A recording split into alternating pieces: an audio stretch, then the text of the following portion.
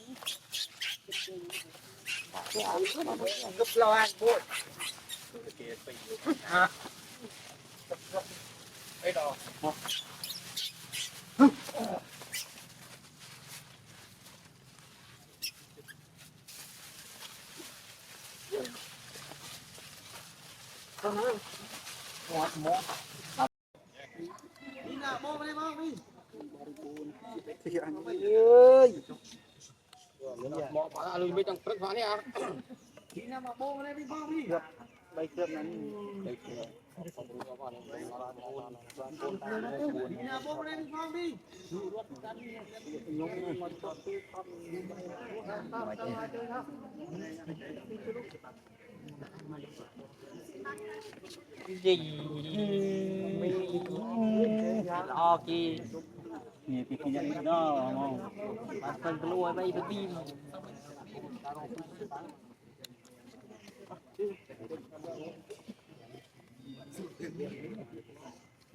Ora khâu là.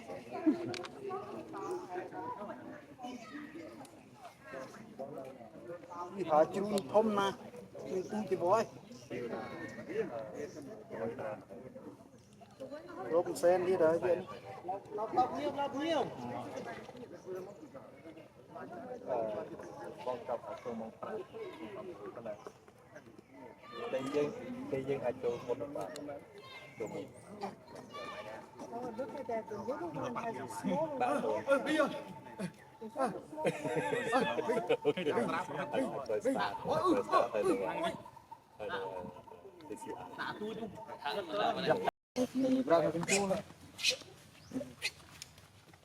Mình đang school mình rõ lắm đi. Đi đây cái đang không biết cả bao nhiêu nữa. Cái cái ôi. Không nói tiếng. Đã về tàu rồi nhiều. Không đã thiết được việc chụp khăn rồi.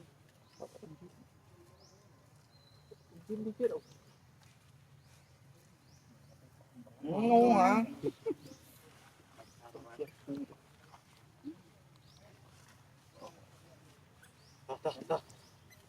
Biết.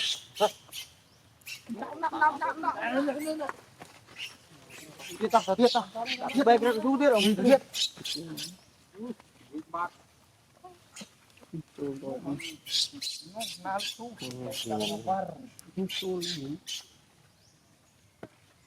Chôn liền chứ.